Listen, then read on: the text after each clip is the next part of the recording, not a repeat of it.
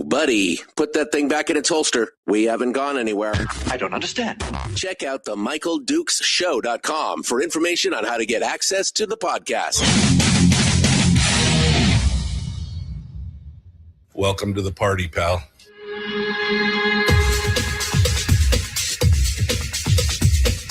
The Michael Dukes Show. The greed and the entitlement is astounding to me. What more could you want from a low-budget radio program? This is a dumpster fire. That's just BS. It is time to get a new perspective. We know just what you need, and we've got just the cure. Open wide and prepare for a steaming hot cup of freedom. I just don't fathom it. The Michael Dukes Show, streaming live across the world. Oh, yeah. Live around the world on the internet at MichaelDukesShow.com and across the state of Alaska on this, your favorite radio station and or FM translator. Good morning, my friends. Welcome to the program. It is the Michael Dukes Show, Thursday edition of the big radio show, and we are cracking on here. A little bit chill, 6 below here on top of the world in Homer, Alaska, which is pretty crispy for down here. Seeing reports of 25 below up in the MatSu. A little bit warmer, some weather going on all over the place, including that winter storm warning in Kodiak, where they have a blizzard warning right now for today through tomorrow evening, 6 p.m. Friday. Accumulations of 8 to 16 inches of snow and winds gusting up to 50 miles an hour up in the interior, in the Delta Junction area. They've got wind gusts and a winter storm watch for wind gusts up to 60 miles an hour, between 2 and 6 inches of snow possible in the whole Delta Junction area, Trims Camp, Eastern Range, all that area. Again, slick and hazardous, with visibility dropping to a quarter mile on the roadway. So could be difficult for travel. But other than that, we're all getting through it. Here we are already on to Thursday here in this first week of January, rather, getting ready to go. It's been interesting. Last day or so been very interesting for the state and for me personally, but we've got a lot of stuff to talk about today. So let's just dive down into that, shall we? Today is our session review. We've got 2 separate representatives coming on board to talk with us about the preview of the session, which starts in just 12 days as we do the countdown here, getting ready to see what this hot mess of a session is going to look like. Joining us in hour 1 is representative from the MatSu, Kevin McCabe. Will be giving us a little bit of a preview in hour 1, talking about what he sees as the potential highs and lows of this legislative session. And then in hour 2 from District 1 down in Ketchikan, Jeremy Bynum is going to be joining us to talk about it as well from his perspective. So this should be an interesting show today with lots of good information. And I hope that you let your friends and everybody around you know that this is the place to go for Alaska politics and for some deep dives into what we're going to be facing in this coming year, which is there's a lot going on. So we'll get into that and start things cranking. Without any further ado, let's just get down into it and jump on it with Representative Kevin McCabe, who joins us to discuss. Good morning, sir. How are you? Good morning, Michael. How are you? It's been a good day. We haven't talked since the holidays. I hope you had a very Merry Christmas and a Happy New Year, and everything is doing well for you.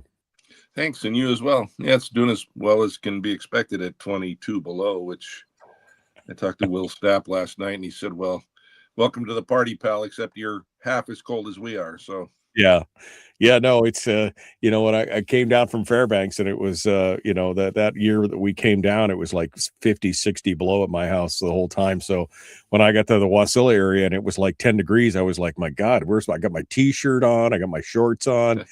But now, as I get older and older, it's this 6 below down here is pretty chilly. You guys can have all that cold weather up there. We're fine with that. So Amen to that. The only good thing about it is it kills the spruce bark beetles. So yeah, maybe that will be helpful for us. yeah, no, that's definitely a good thing. There is a silver lining to all that stuff as well. 34 below in Fairbanks right now, says Kim. So we're still feeling it. We're, at least it's not 50 below. I guess that's what we can keep saying. At least it's not 50 below as we go through. 32 below in North Pole. All right, great. All right. So, Kevin, let's get started here. I want to kind of I'm trying to set up the listeners and the audience for what to expect in the coming session, because we know, anybody who's been listening to this program knows that this year is going to be unique in that we are going into this year with the largest deficit that I think we've ever seen in state history. I mean, it's already a perceived deficit. We know if the governor got his full PFD, it would be larger. I mean, but according to the governor's budget, it's a $2 billion deficit. But even if we just paid the same dividend that we had last year, I mean, we're looking at $1 billion. By the time we get through the supplemental and everything else, it's $1 billion deficit, and plus, maybe. So I'm trying to set them up for what we're going to be looking at. What are going to be the big things that are going on in the legislature? So as a as a legislator who's been there a few years and kind of understands the landscape, give us your thoughts as we get ready to open the session of what this year might look like. Yeah, hopefully the things that we focus on will be things that actually make us money and have a return on investment and some revenue coming in, or help us to generate revenue. So since we don't have any money, maybe this is the year to focus on reducing regulations on things like rail spurs, if you will, and gas pipelines and those things that may generate us some revenue. I think that we need to shift the focus away from we've focused on education, and almost the entire time I've been down there, it's been such a major focus. And while I think that's needed for sure, because we need to change our outcomes, the focus, no matter when you try to do it, or the push, no matter what you try to do, it comes down to, well, we want more money, and we need to change that, I think. So I'm hopeful that the natural gas pipeline and Port McKenzie rail spur, West Susitna access, relieving some regulations, allowing us to get those built as quickly as possible and start getting some revenue into our general fund is going to be our main push. And I think I've said that pretty consistently in the last year, that we're going to be very, very, have to tighten our belts for the next 3 years at least. Yeah. Well, I mean, and I think, it would be nice if we could focus on infrastructure and things that actually, would generate revenue for the state and make things easier for the populace and for the citizens. But I mean, if you were to give me a likelihood scale on that, Kevin, like you said, education has been the number one issue since you got down there. And the last 18 months, really, it's just almost consumed every ounce of oxygen in the room. So, and they've already said they're coming back for more. So what do you think the likelihood is that this legislature actually focuses on the things that we need to be doing for infrastructure and things like that, and trying to pull in the horns? I mean, that's the thing. What do you think give me a likelihood, bet on that? Well, I think that it's fairly likely that the legislature actually does what they have recognized, and works on the gas pipeline and on energy, frankly. Especially with this cold weather now, it was sort of the same thing last year. We had a cold snap, and we were sucking on sinks to the point where a number of the wells sanded up or shut down and left us down to one or two. This year's a little bit better because they drilled more wells over the summertime into that natural gas storage area. But I think that this cold weather and the fact that we're using so many so much MCF of gas maybe will help us to focus on the idea that we need to have some discussions and some changes to our energy policies. So I think the Energy Committee is going to be a pretty significant committee this year, and some of the things we can do as well as resources. So right. The big issues that we know we're going to face for sure in the legislature, because some legislators have already telegraphed what they're going to be focusing on, is obviously education is going to be one of them. The defined benefits program is going to be another. And then, we've got the dividend, obviously, which is going to be discussed as well. And of course, the new proposal from Glenfarne and the natural gas folks that they want some new tax breaks and some other things. Are there any other big issues that you're seeing right now that are going to be hitting on that on the way through that are going to be pulling the focus this year? Yeah, that's a really interesting question. There are some things that have come up in the last couple of days with specifically with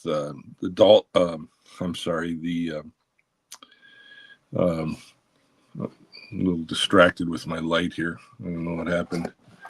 Living off grid, it's a battery powered light, and the charge just died. So using my cell phone for a flashlight. Sorry. Okay.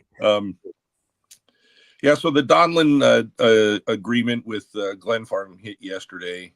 The PR on that. There's some discussion with some of the infrastructure builders, Macquarie and Martinez, as well as Glenfarne, AGDC. They've formed a partnership, which there'll probably be a press release in the next couple days about that, to finish Port McKenzie rail spur, which is key to a lot of things, including bringing in pipe for the natural gas pipeline. If we're going to be even close to the timeline that Glenfarne wants, we're going to have to use Port McKenzie. There's no two ways about it. So, they're undergoing, Seward has some construction going on with the cruise ships and the freight dock, which are already well underway. That's going to prohibit, large scale. I think there's 110,000 pieces of 40-foot long,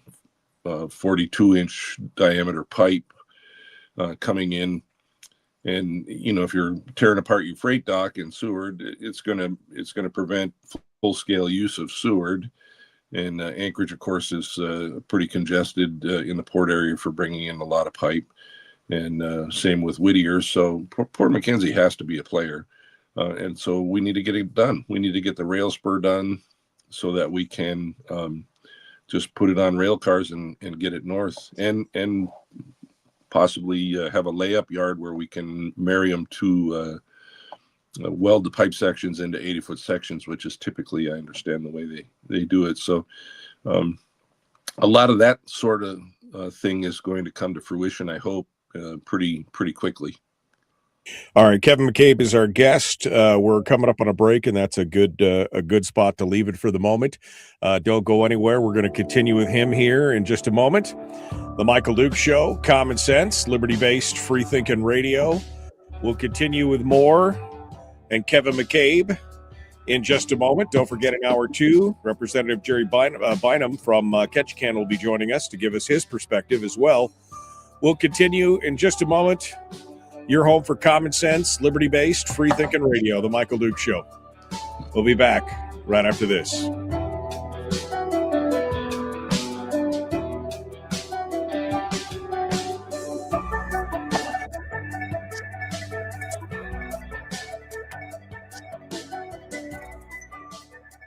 If you missed the show, you can listen to it on your time with Dukes On Demand. Oh, and it's free. Like America used to be.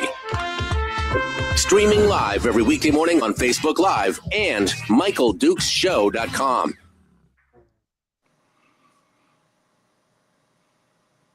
Okay, Kevin McCabe continues with us as our guest. Brian said, what, did you not pay your electric bill, Kevin? Kevin doesn't have an electric bill, right? You don't have an electric. You're like off the grid totally up there in Big Lake, right? Totally. Yep, we sure are. So these cool days make it a little bit hard to heat, but they're really good for my solar. So we recently changed our batteries over to the ferrous lithium ferrous metal batteries from lead acid. Uh-oh, we just lost Kevin. His internet just died. All right, so we're going to bring Kevin McCabe back on the program here in just a second here. But no, so what happens when you when you're off the grid? You're using battery powered stuff, and it just sometimes it just dies. That's how it works. All right, so we'll let me get caught up here in the chat room here. Maybe he's changing batteries again. No, says Chris.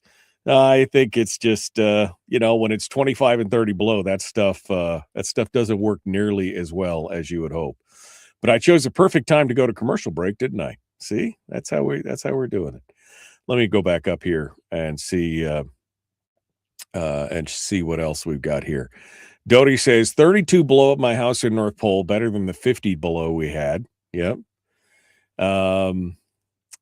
35 below in Soldotna is not neat, says Sydney. I was up in Soldotna yesterday, and it was 27 below, which folks in Fairbanks are like, oh, that's not bad, except for the ocean is right there.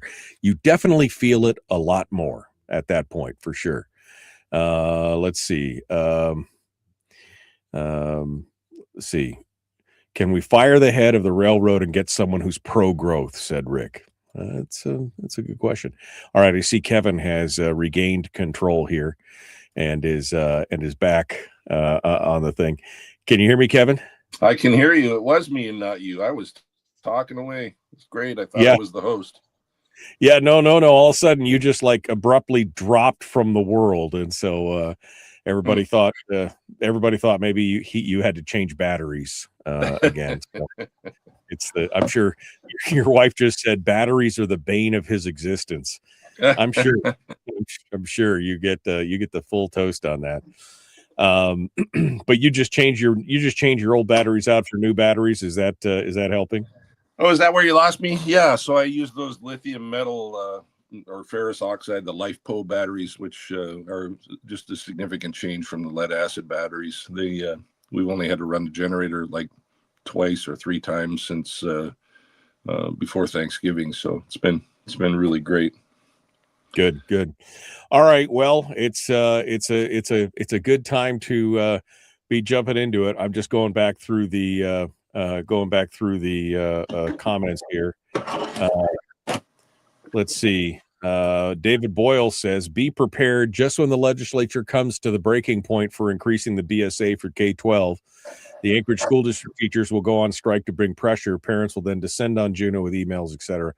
I mean, this is my big fear right now, Kevin, and we can talk about this when we come back. But I know that you were very optimistic at the beginning of the show and saying, we should be focusing on infrastructure like, the rail extension and the gas line and other things. But I mean, that's kind of grown-up talk, right? That's the problem. That's kind of like the adult thing to do. And unfortunately, as a whole, the legislature over the last 10 years has really not been wanting to do the adult thing. They just kind of want to just take it as they go. And as I've said, many legislators have already said that this education thing is going to be a priority for them, because last year was a good start, but we need more. So I do want to continue to talk about that here in just a moment. So Kevin McCabe is our guest. We're about 28 seconds out, getting ready to rejoin the radio. We're going to jump into that. Please like and share, like and follow. If you haven't done so, tell your friends and neighbors and relatives about the program. Lisa and Gary say, Kevin, your Substack is great. Love the reads. Kevin's been doing a lot of great writing. In fact, Kevin and Rob Myers, both of them, have been doing a lot of great writing recently. And if you haven't had a chance to catch up on that, you should go check it out. All right, here we go. Getting back into it, the Michael Duke Show. Common sense, liberty-based, free-thinking radio. Let's do this thing. The Michael Duke Show. Not your daddy. Wait, sorry. Not your daddy? Ooh, not your daddy's talk radio. Whew. I was scared for a second. Thought we were going down. Here's Michael Dukes and the show. All right, we're continuing now. Representative Kevin McCabe from up in the MatSu is with us, and we're continuing our discussion. And I was just telling Kevin that, while his opening statement was very great, I liked it and optimistic about how the legislature should focus more on infrastructure and things that actually, create revenue and pay for things and do that. My fear is, Kevin, is that that might be the adult thing to do, but we're already have seen the lines being drawn in the sand. We've seen a lot of legislators say, hey, last year was a great start on education, but we're going to need more. We've seen school districts say basically the same thing. There's a whole bunch of that going on. And so even though we're facing $1 billion+ deficit this year, we can already see that the battle lines are being drawn for another fight over education. And of course, that has to come at the expense of something else. We were talking about likelihoods before we went to break. How much of the oxygen is this going to consume this year? What do you think? Well, I hope that we can help drive the conversation so that it doesn't consume any, frankly. And of course, we'll be known as those Republicans that hate education and we hate our children and all of those other things. But here's the deal. Where's the money? Show me the money. I have a sign on my door in my office door when you first walk in, just about at eye level. That's a picture of Tom Cruise in the movie with. I can't even where he's saying, "Show me the money." Well, show me the money. Right. Hello, Jerry Maguire, yeah, right. Jerry Maguire. That's exactly right. Show me the money. Where's the money going to come from? And likely, and they won't say it, but every one of them that comes in there is like, well, you got $1,000 PFD last year, Kevin. So that's where the money's going to come from. And it's unfortunate that they won't be honest with you. I mean, the teacher groups and the 4-letter groups that come into your office, they're not going to. In fact, one of them told me once, why do we always have to juxtapose education over the PFD? And I don't think we always had to do that, but recently we have, because we don't have enough money to do what they want to do. There was a seminar a couple days ago from the Alaska Council of School Administrators that talked about funding again, and how they had the person that they chose to talk was a person that came in to present a survey of how poorly paid Alaska teachers are. And I think Mark Twain said it best. There's lies, there's darn lies, and then there's statistics. And the statistics that they presented, anybody can present an opposite group of statistics of how well the teachers are paid. Mostly, I think I've seen statistics that say that our teachers are paid in the upper third. And I think they're pushing $100,000 a year for 9 months out of the year. And I get that they work harder and they work during the interim oftentimes or during their summers, and they contribute a bunch of money and everything else. But my question is always, well, then why are our student outcomes so poor? How can we and maybe it's just that we can also manipulate those statistics, but pretty consistently across the board, everything I've read about our student outcomes in Alaska is that they're very poor. So in the bottom percentile. Right. So I think Governor Dunleavy and many of us legislators during the last several years have tried to leverage the school districts, in particular the Anchorage School District, their need for funding or their for more funding. And really only a fraction of it goes to the teachers, but we've tried to leverage that for better outcomes for our kids. Pay as much as we need to but let's get the outcomes up. And the outcome piece of it just hasn't happened, and the Right. legislature hasn't allowed it to happen with some of our machinations down there. So, yeah, it's. I'm hopeful that we don't have to go through that same conversation again.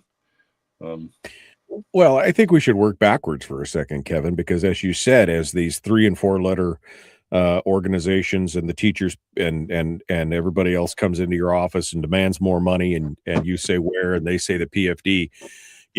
Look, we know that right now, last year at $1,000, the cost of that, the funding for that was about $660 million roughly, when it was all said and done. We're already going in with a $400 million deficit. If we paid any PFD, it would be, that's as we could take the entire amount of the PFD, and it still wouldn't pay for essentially a flatline budget. If we just carried the budget over from last year and continued on, paid the supplemental, which my understanding it's between $250 and $270 million is the estimate for the supplemental budget, and everything else, and we took the entirety of the PFD, we still wouldn't have enough money. So, I mean, we're rapidly approaching that point where there's just no more easy pots of money to get to. And so it's not even going to be an answer of just take it from the PFD. I mean, I'm on record as saying that I don't know as we'll get a PFD this year. It's an election year, so we might, but by next year, I don't think there'll be a PFD. Yeah, I don't disagree with you. There's so much that still swirls around the PFD. I wish the Fiscal Policy Working Group could have somehow brought forth a way to solve that, whether it be just saying there shall be a PFD, putting it in statute, getting rid of the other 2 statutes, and moving on so that there's never any question. But I think that people out there right now, whether it be teachers or others, defined benefits groups, which is also teachers in many respects, I think they see it as the last available little, blood in the turnip, if you will, and they're going to go after it, frankly. And it's a real shame. I have this reputation because I voted for one budget, apparently, that I'm a PFD thief. But I have fought for the PFD every single time. People need to remember that there's 5 different votes for a budget, whether it be accepting a committee substitute or, moving the budget through the House. And in many times, we were not even allowed to speak about when we got to school funding and discussing school funding and debating school funding and the BSA increase. We weren't even allowed. Every time we brought up the PFD as part of our floor discussion, we got called a point of order by the rules chair. Every single time. I think there may be 6 or 8 of us that started to talk about PFD and the dividend aspect of having to spend the available pot of money, as you say, the dividend, to fund this BSA, and the rules chair would stand up and call a point of order that we were talking about the BSA at the time, not the dividend. So there's this whole push to drive us away from that, but in reality, the dividend is the only pot of money that's available. However, there are others that are looking at other pots of money. I mean, the supplemental right now has $70 million for the federal match for transportation projects. If we don't spend that $70 million on that federal match money, or the non-federal match money is a better way to describe it. If we don't spend it on that, now we're starting to cut into the infrastructure, into the meat, where we can't rebuild bridges and we can't rebuild roads and we can't pave roads because we've taken that money for the supplemental for that and used it elsewhere, likely education. So I can't stress it enough. The MatSu is doing swell because they're focused on the kids. They're focused on cutting their budget. Would they like more money? Everybody would like more money, but hey, they realize that they have to live within their means, and other school districts, in particular the anchored school districts, struggle with that. Right. So, Well, they just spent 50. They have an overall capacity of somewhere around 50 or 60% in their schools, and yet they just spent $50 million on a brand new school to build what there instead of transferring kids around and filling up other schools. They decided to build a brand new one. So, it seems to me that there's a lot more about keeping things as they are, trying to lock everything in amber instead of adapting to the times, and that's a huge problem, I think, for many of these organizations. Is they just want things to continue the way that they were, and the fiscal reality is that we just don't have the money that we had back then. We just can't keep spending like there's no tomorrow, because tomorrow is here. Right. Tomorrow is today, right? Yeah, and I said it earlier that we just have to. I don't know. It's almost amazing to me that people can't see it. The governor puts out a budget that has a very big CBR draw that we're going to have to use to fund his budget with a full PFD and also all the education and the Medicare and everything else. And people look at that and say, well, you didn't give us enough for school last year. So I don't know how you can do that. I mean, I'm not a finance guy. I'm not on finance, and I'm more of a policy legislator. I like talking about policy and bills about policy and studying all the bills. And I'm not much for looking through the tiny little numbers on the budget books, but even I can see that and understand that you got to live within your means. You got to live with the money that you have coming in, Right. So, Well, you can't draw a bunch of money from the CBR and then expect that to continue. I mean, because again, we already drew down the CBR to nothing. We've built it back up a little bit here, but it's only got about $3 billion in it. So if you have to draw $2 billion out of it to balance the budget, you can only do that for 1 year. I mean, you could only do that's a 1 year ban. It's like I said the other day. It's like getting stabbed in your thigh and your femoral artery is split, and they give you a Hello Kitty Band-Aid and say, "Here you go." It's a 1 year fix. It's not a long-term solution. The long-term solution is we have to tighten the belt, and nobody wants to hear that. Now, the big challenge for you is that you are in the minority. Right? The people who are talking about these things in the way that we're talking about them, with fiduciary responsibility and everything, they're all in the minority. Nobody in the majorities are talking about this. I mean, Bert Stedman last year said, well, this next year is going to be I'm paraphrasing here, but the worst year ever, right? I mean, this is going to be a horrible thing, but let's not focus on that now. Let's focus on this year. I mean, come on. You know that it's going to be bad. How is a minority member and how is the minority going to try and drive this boat if they are essentially, I mean, it's a close minority, but how are they going to do it as they're sidelined here? What are your thoughts on how you move the ball in this game as a minority versus having the being in the driver's seat of the majority? Yeah, well, there's a couple of ways that we have to do it. Obviously, the CBR draw vote is of course one of our points of leverage. That's how we got the fiscal policy working group. Actually that wasn't a CBR draw. That was the effective date. But there are a couple of points of leverage that we have that we can use sometimes, and other times. We won't be able to use them, and the only leverage we have is being able to stand up and talk to the public on our floor speeches and talk to our public, the people that read our newsletters and the people that read, our social media posts, and get them to try to pressure their own senators and their own representatives, Democrats most likely, or coalition members, to vote the way they should. But the legislature doesn't have too good a history of listening to their constituents. It seems. I remember when Representative Josephson stood up and we were having a discussion on the PFD 3 years ago with about PFD, and there were like 300 letters and 300 comments that came in that said they wanted a full PFD and follow the law and everything in support of a full PFD. And Andy said, well, what about the rest of the people that didn't write in? I think you may have even clipped that comment out or something, but we were, and I guess you can say that. I guess you can talk about your constituents. We're a representative republic, and we generally have a feel for what our constituents actually want. But at the end of the day, have we communicated to them what dire fiscal situation we're in, or the ideas about the PFD and what it actually is?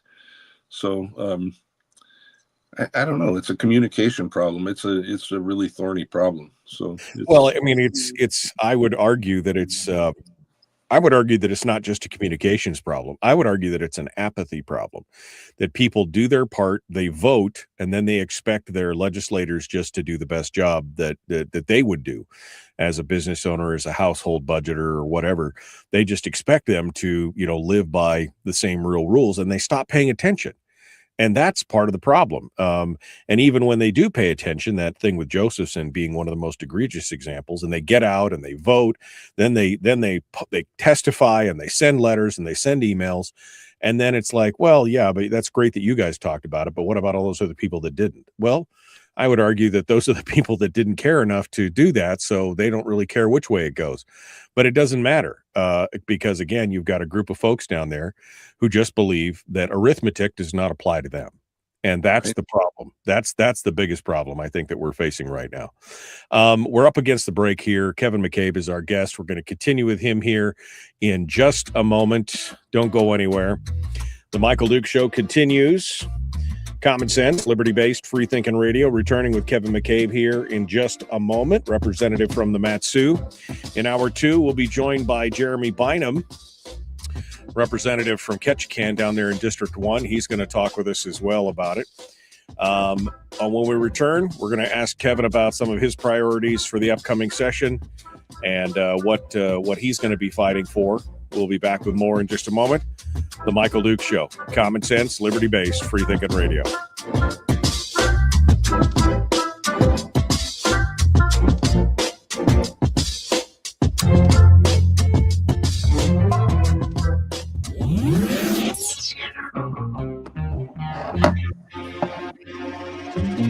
Listened to by more staffers in Juneau than any other show because their bosses told them to. And after what they just heard, oh man, they're going to be pissed. You're a bad, bad man. The Michael Duke Show.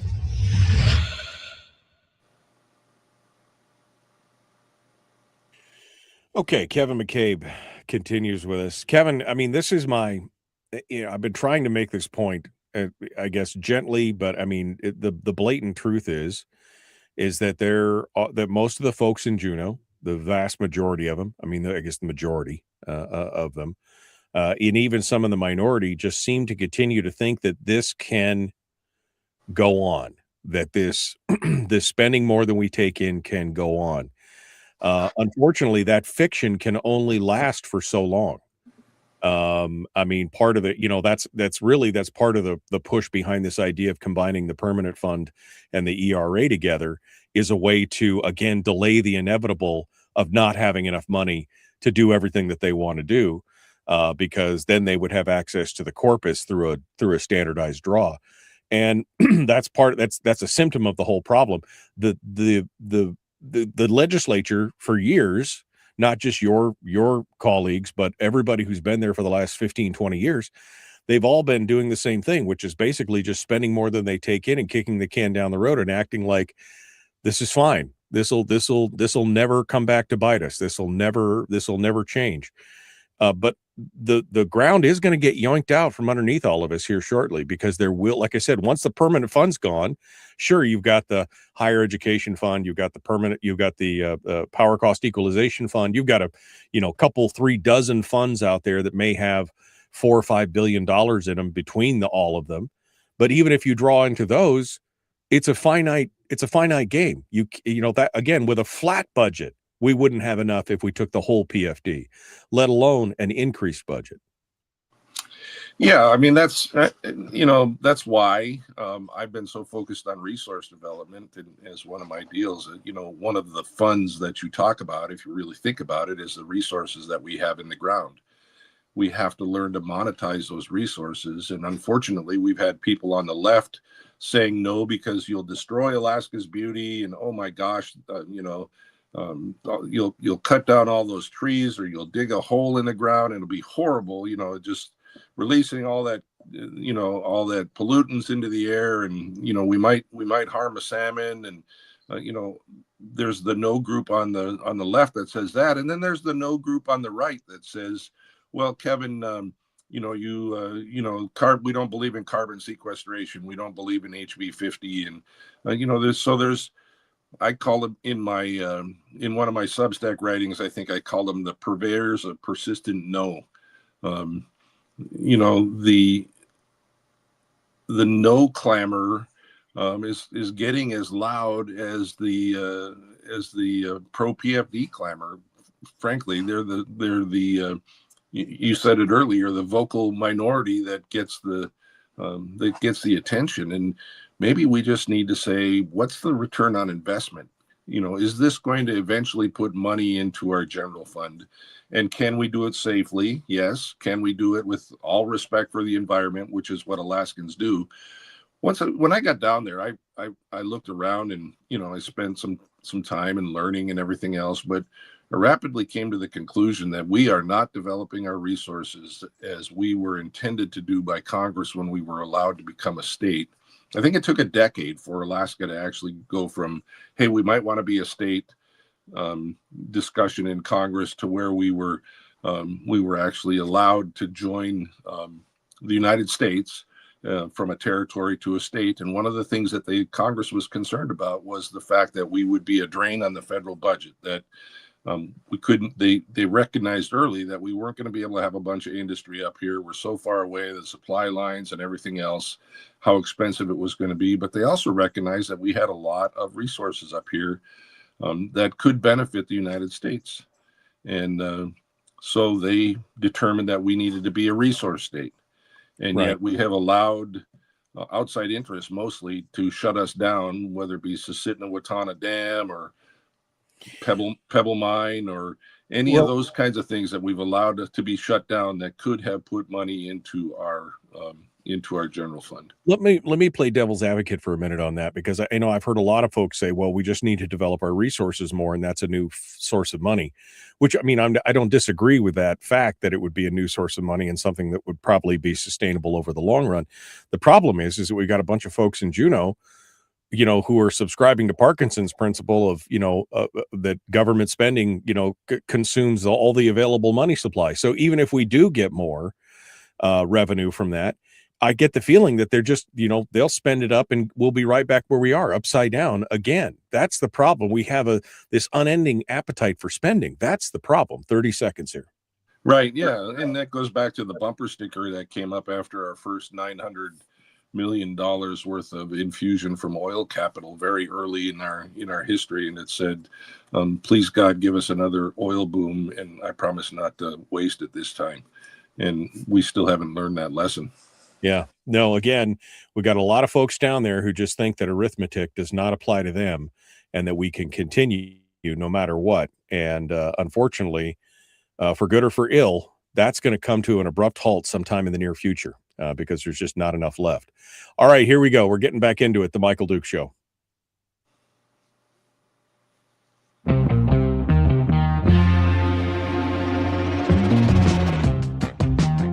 The Michael Duke Show. Seriously humorous with a pinch of intellect.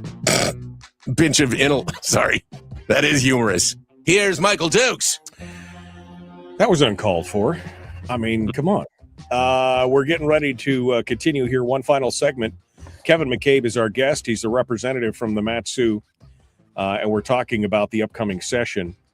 I hope, Kevin, that cooler heads, more adult heads will prevail in this session, and that we may actually have some adult discussions about curbing the size and scope of government and doing that.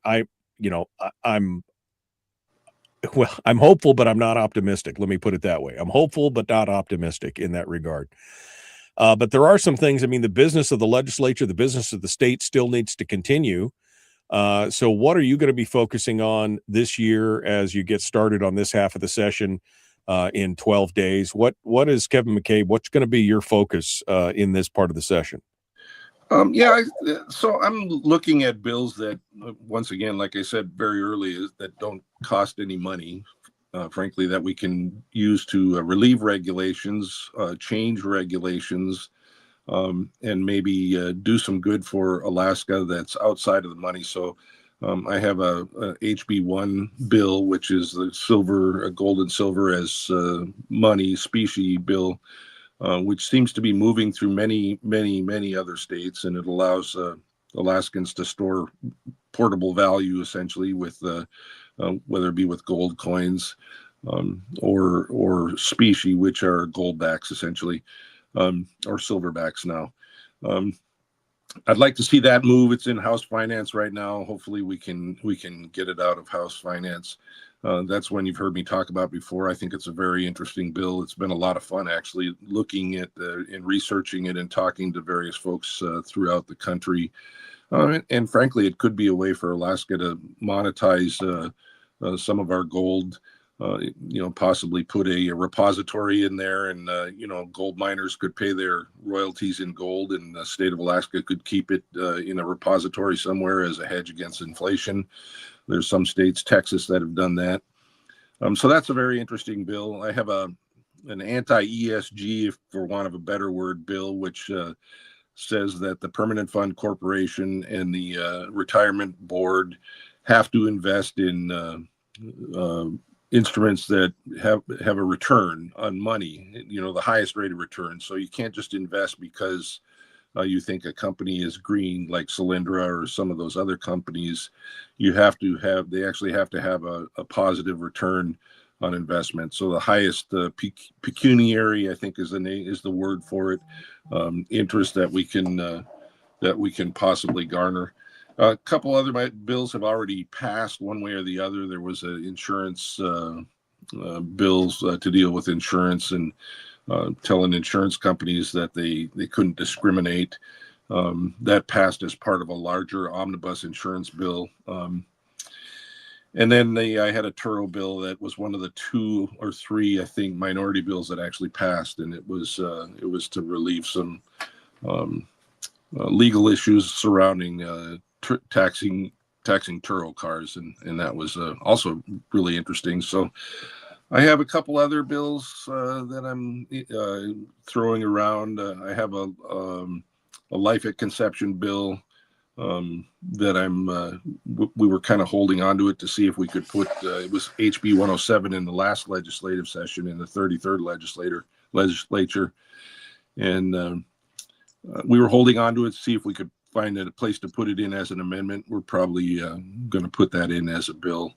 Also got some bills to deal with whistleblower statutes that won't cost any money, just fixing the statutes.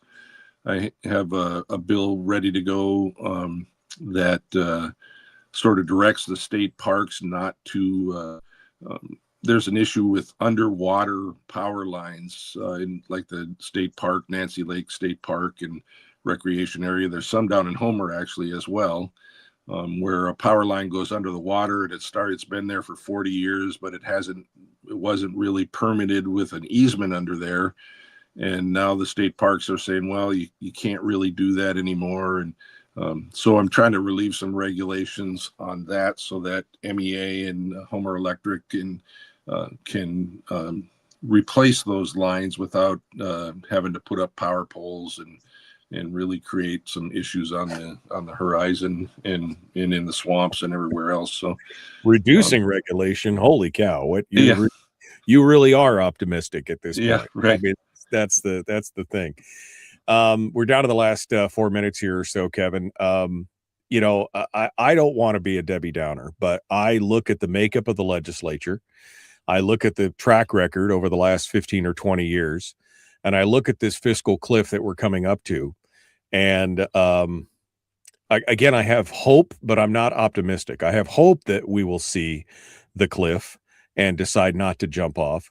But based on the commentary and the actions of the previous legislatures and everything else, I'm just not optimistic that they're going to see that forest through the trees and not just dive right off the cliff.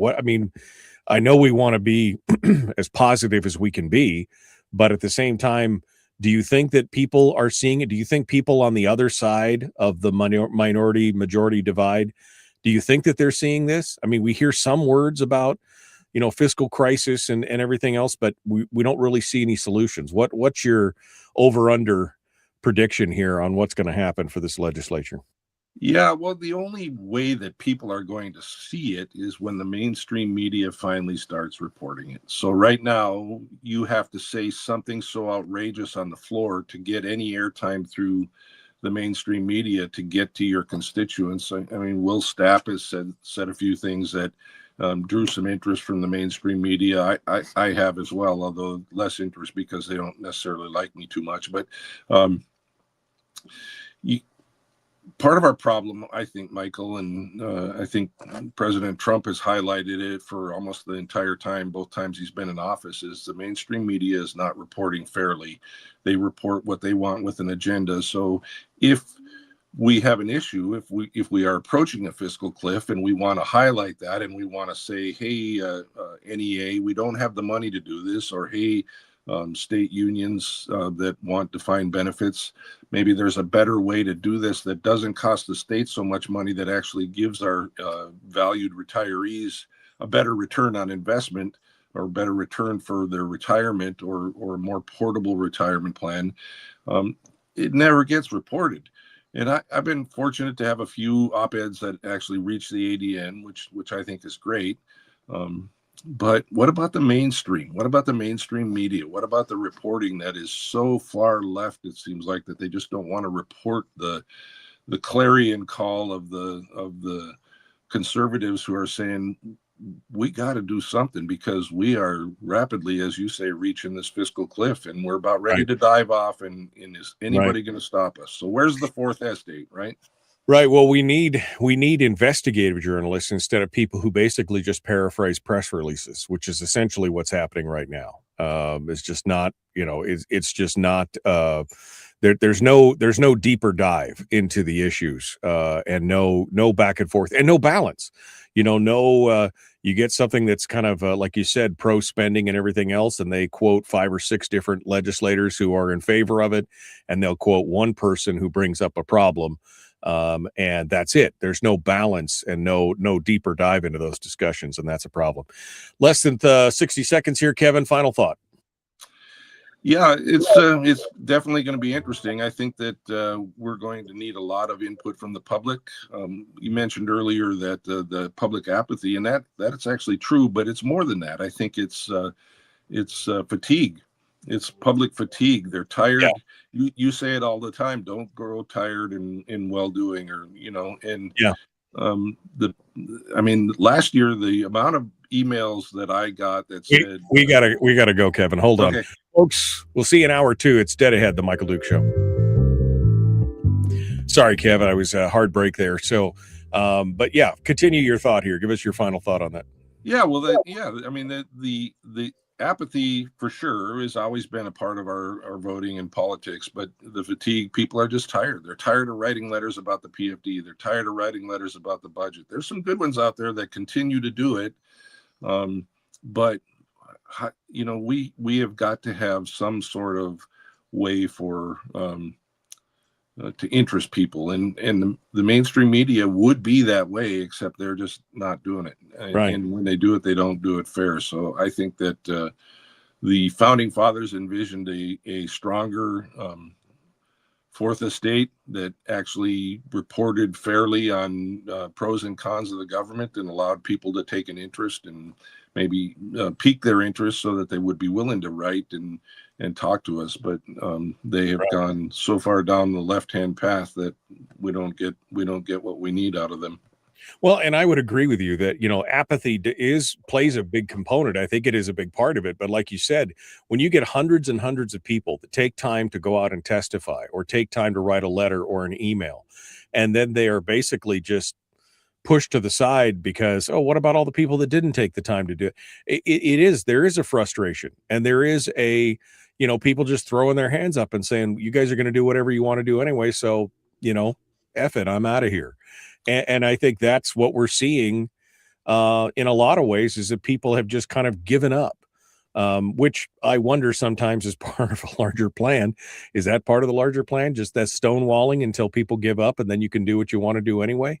So I don't think you're wrong there. But I think, again, don't grow weary in well-doing. We need to grab the bull by the horns and keep doing it, and just keep doing it harder and not ever giving up.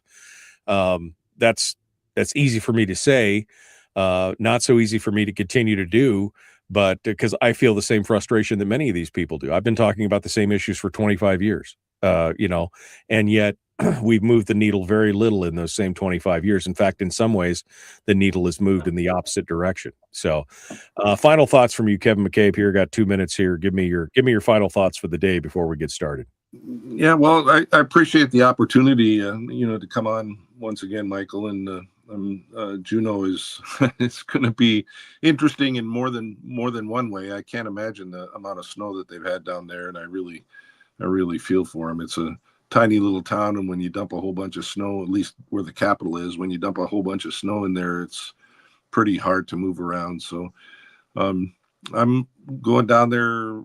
You have to have some level of optimism. You can't just go down there, like you say, as a Debbie Downer and think that nothing's going to work and nothing's going to pass. So I always have a certain level of optimism, and I will continue to push things as I need to push things forward. But it's, once again, helpful to hear from constituents and others who have ideas. I'm always interested in learning. And I might suggest as well that the personal attacks, we tend to polarize and get real personal instead of focusing on issues. And I've been guilty of that as well. And, you get more out of your emails to a representative if it's factual and focused on issues and not focused on size or rhino horns or whatever. Ad hominem attacks, etc. Yeah. That leaves me, I guess, one final question on the way out the door. Without giving away anything from behind the scenes, I know there's closed caucus stuff and everything else, but are we going to see a full organization of the minority before we get started in 12 days? I mean, we're going to see everything, I know, with the new members and committee assigned. Is there going to be any changes, or we're going to see that come out, you think, before the session starts, or are we going to be into the session?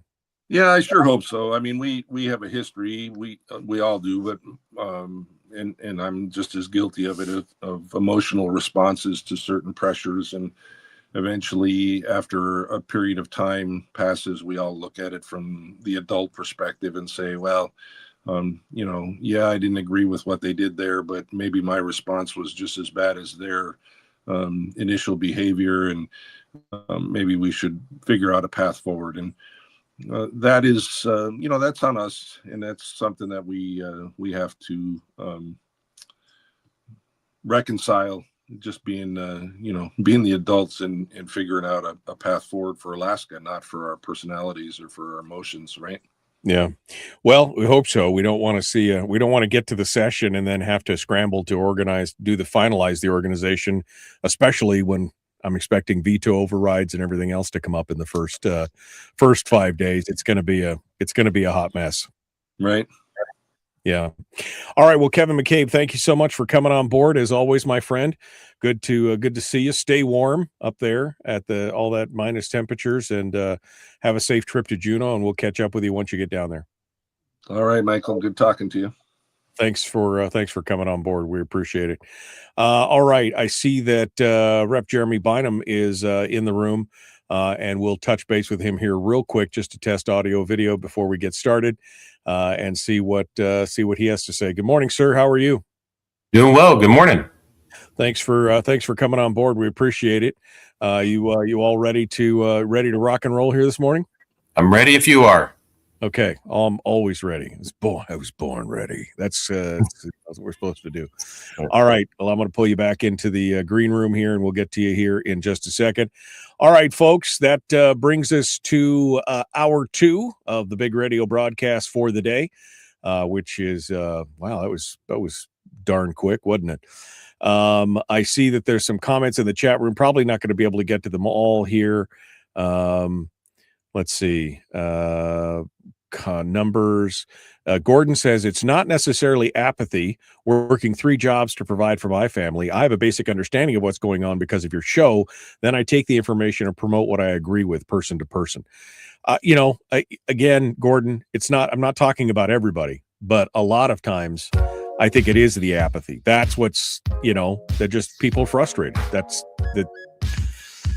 It is what it is. All right, we got to go. Hour 2 dead ahead, the Michael Duke Show.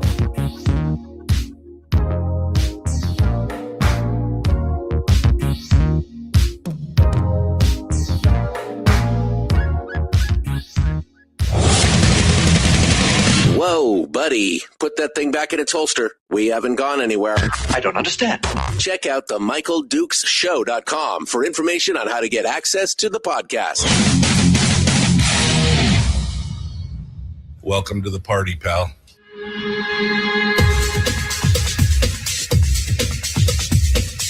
The Michael Dukes Show. The greed and the entitlement is astounding to me. What more could you want from a low-budget radio program? This is a dumpster fire. That was just BS. It is time to get a new perspective. We know just what you need, and we've got just the cure. Open wide and prepare for a steaming hot cup of freedom. I just don't fathom it. The Michael Dukes Show, streaming live across the world. Live around the world on the internet at michaeldukeshow.com and across the state of Alaska on this, your favorite radio station and or FM translator. Good morning, my friends, and welcome back to the program. The Michael Duke Show continues. It's the Thursday edition of the big radio program, and we are in a deep dive on the next legislative session, which is, of course, starting in just about 12 days here. We're going to be kicking things off on that. We just finished up with Kevin McCabe, who's a representative from the MatSu. We're about to jump into it with Jeremy Bynum, who is a representative down at Ketchikan in District 1.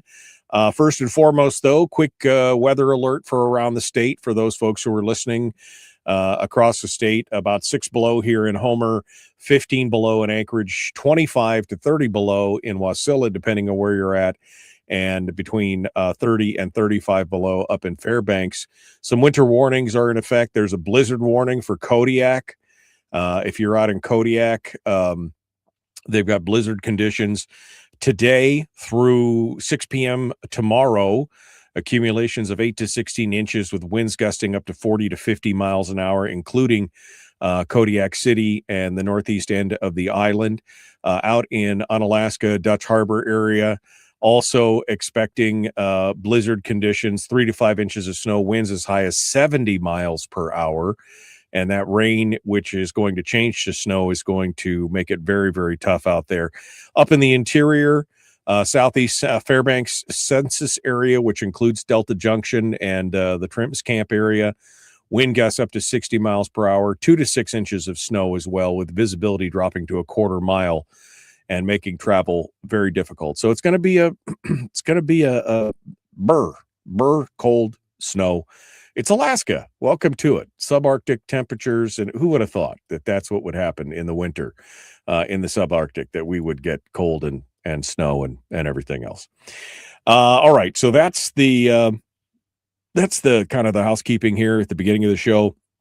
Let's get into it and start our discussion here in hour 2, or I guess continue the discussion here in hour 2. Jeremy Bynum is the House Representative for District 1, which includes Ketchikan and that whole area down there.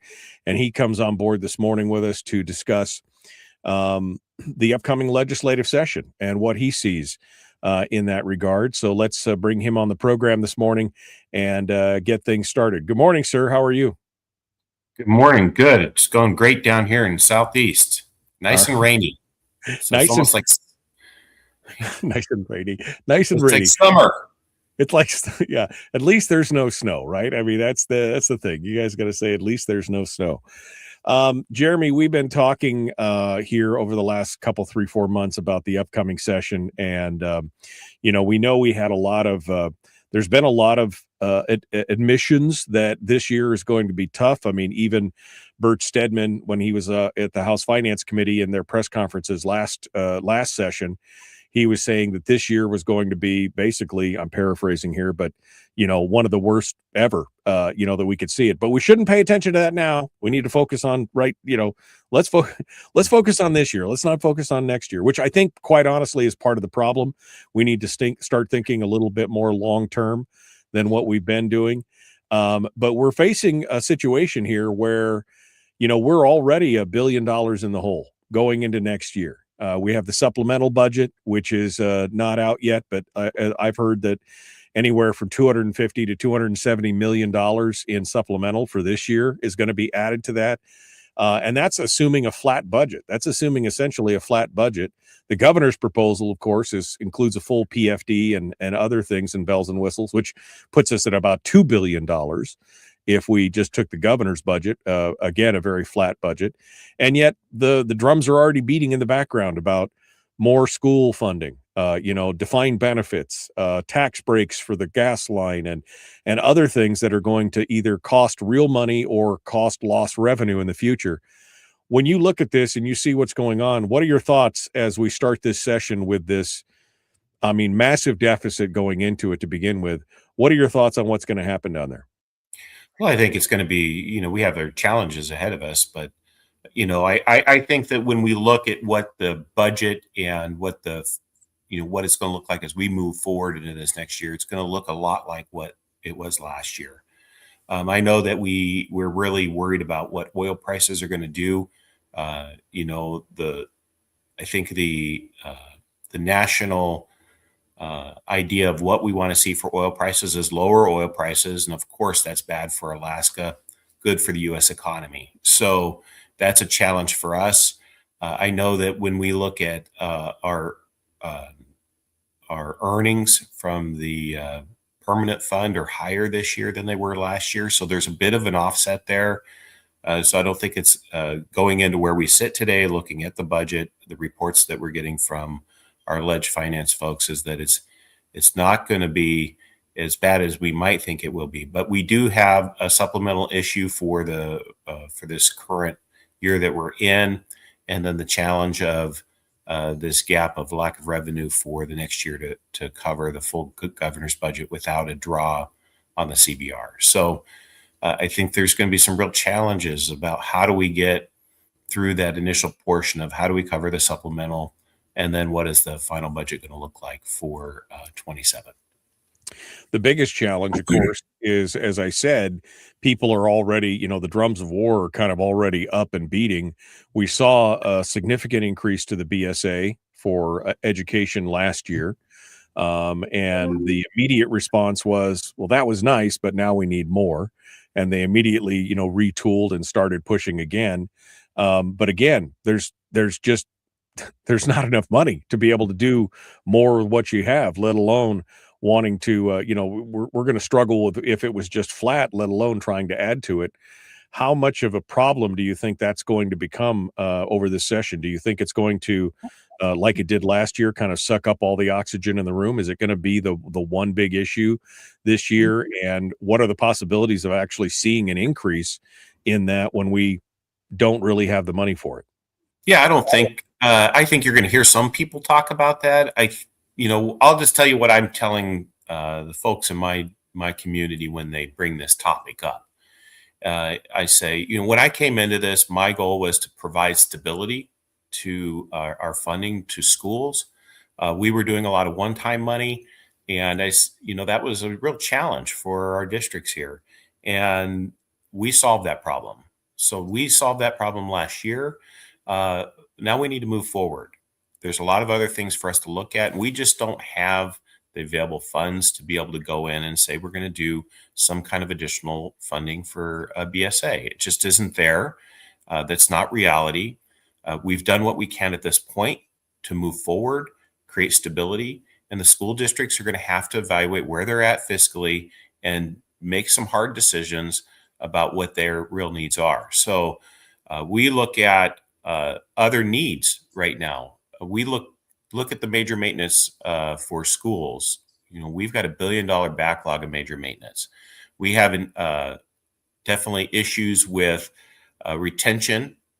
You've talked a little bit about the retirement, and that's been a big conversation that happened last year. The House, we talked about that, and Republicans stood together and said this isn't the right decision for the state right now.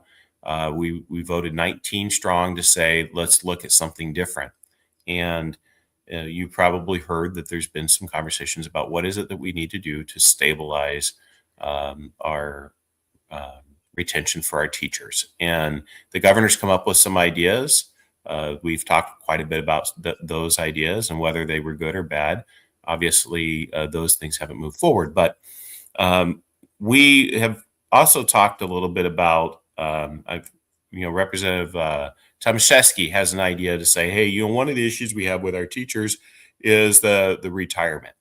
And so if you're asking me, hey, are we going to put more money into BSA, or are we going to try to solve this long-term problem with teacher retirement? Because it is a problem. We all recognize it. The Alaska GOP recognizes it. It's a priority that's been established. As you're aware, there was a list of priorities that went out, and teacher retirements is part of that. And so I'm going to try to change the focus to say we need to start thinking about those other things that need real attention. And we've already done our job on the BSA. I don't see any additional funding available for it. So we're going to start looking at the other things we need to do.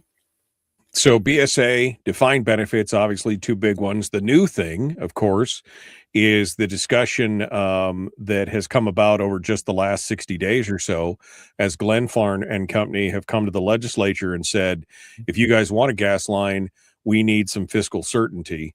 And that requires some tax hiatuses and holidays and some other things, which didn't seem to, there didn't seem to be a lot of appetite for that at the initial meetings, but we know it's going to come back up. Now, what are your thoughts on that specifically? Because Ketchikan and your area and the whole District 1, doesn't directly benefit from, a gas line or things like that. But what are your thoughts on, crafting something that would benefit them or working that? What are your thoughts on that? Yeah, unfortunately, we're not going to be able to get that 900-mile spur down here. Exactly. Underwater spur, right? The underwater.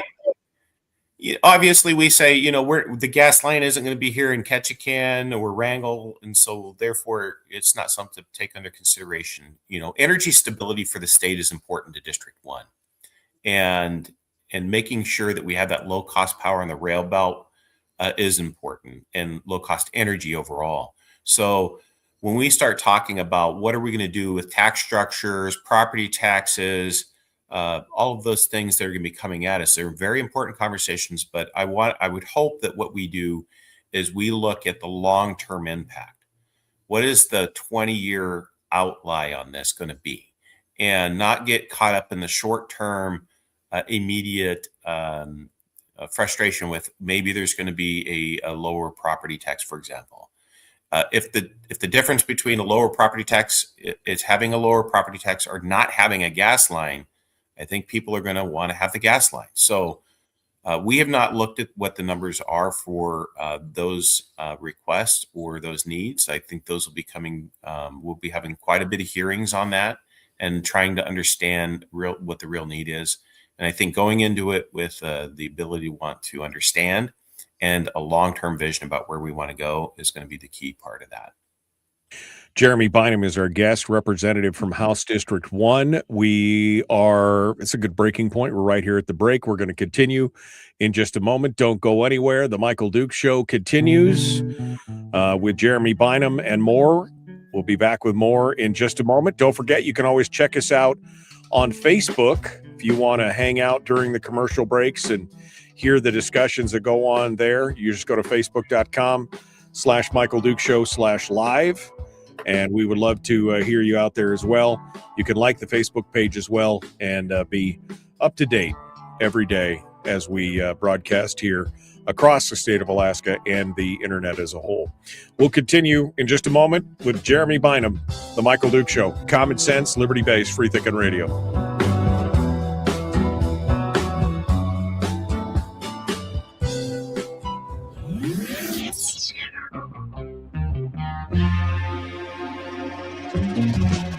Running on 100% pure beard power. Oh, also some coffee. We dip our beard in coffee. Ha, nice beard. The Michael Duke Show.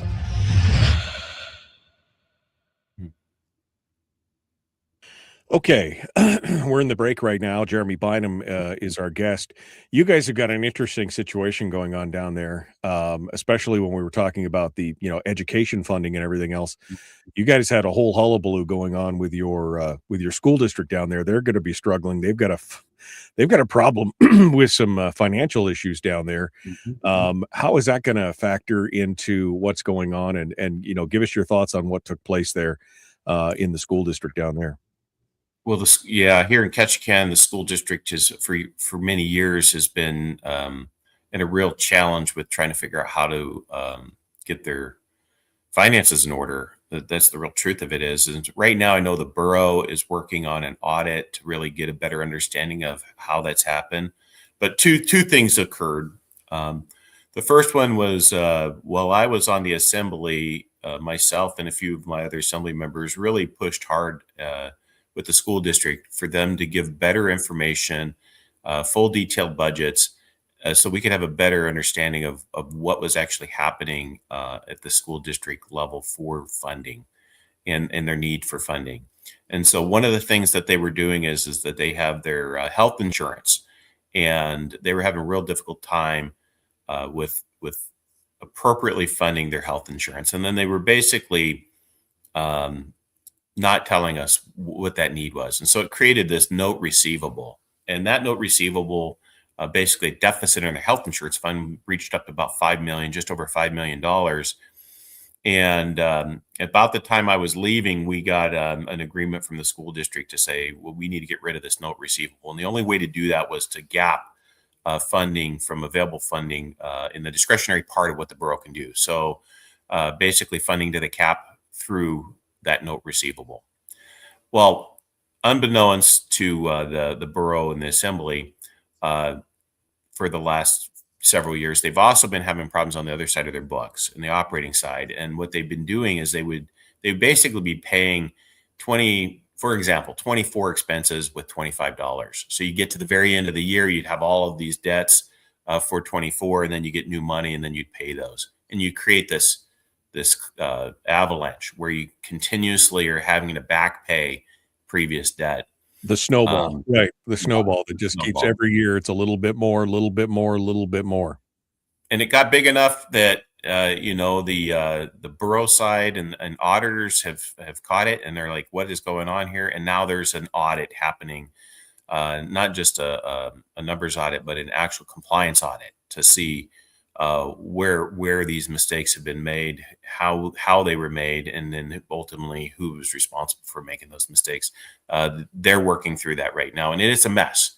Not ideal to have a stable school system when you have a lot of upheaval in your business office. So it's definitely something we're very concerned about. I'm concerned about as the rep here, looking at the district here and seeing how that has an overall impact to our system as a whole. So working with the borough to try to get answers.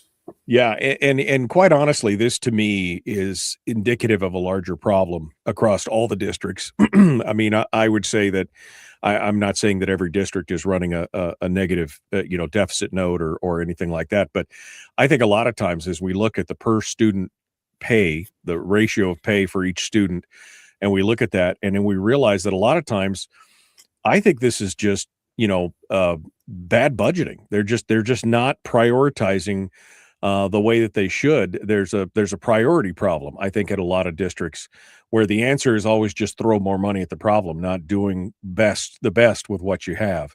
And like you said, kind of hiding things or not being 100% transparent.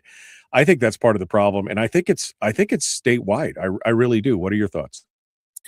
Well, we definitely have some real challenges on how we're prioritizing what we're doing in the system, and I think that we as Republicans, as in the minority, made some strong voice on policy changes. I mean, if you recall back during HB 69 and HB 57, we ran a multitude of amendments to try to improve policies that would directly impact the classroom. Yeah. I think that, Hold on, yeah. Jeremy. I'm sorry. We're up against the break here. Let's Yeah, get no back worries. to it. The Michael Duke Show continues. Common sense, liberty-based, free thinking radio. Please like, share, subscribe, ring the bell. Let's get to it. Here we go.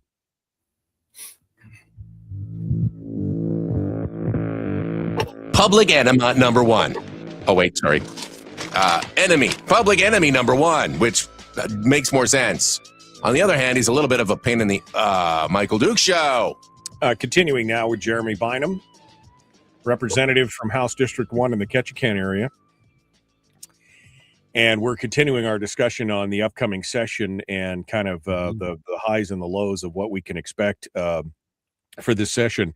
Jeremy, I started off talking a little bit about kind of the doom and gloom aspect of this. Yeah. Where we're already, we're essentially going to be $1 billion in the hole no matter what. If we follow the governor's budget, it's $2 billion. The answer in the past has always been, of course, no problem. We'll just take it from the SBR. Oh, no, we'll take it from, now we drain the SBR. Now we'll take it from the CBR. Oh, the CBR is drained. Now we'll take it from the dividend.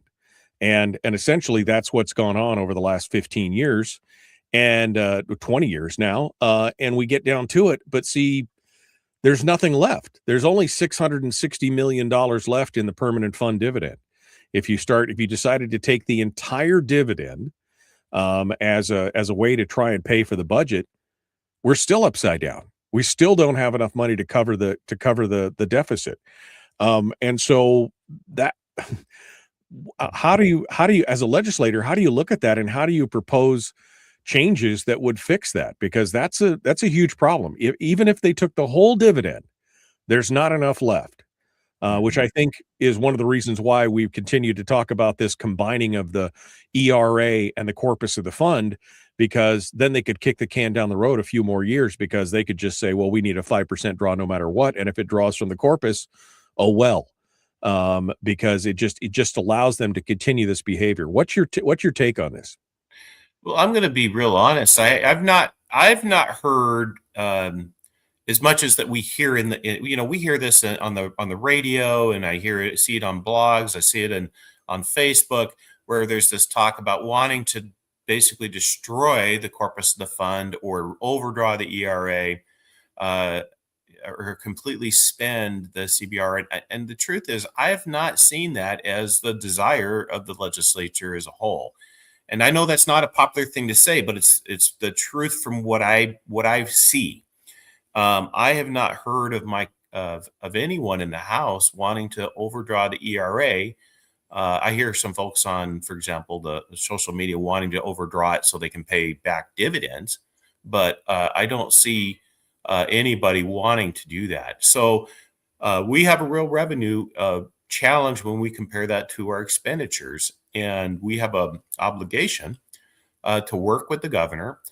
With the governor budget that was proposed, and to try to balance that and make it make sense long term. And so we know by looking directly at the numbers that that we're not able to do that with all of the programs that are listed in here without a draw on the CBR or an overdraw on the ERA. And I'm not in support of doing an ERA overdraw, and most of my colleagues that I talk to aren't either. So it leaves us in this real challenging position to figure out how do you balance this without wiping out savings long term. Right. Look at the 10-year budget. The 10-year budget shows us off a cliff in 2 or 3 years.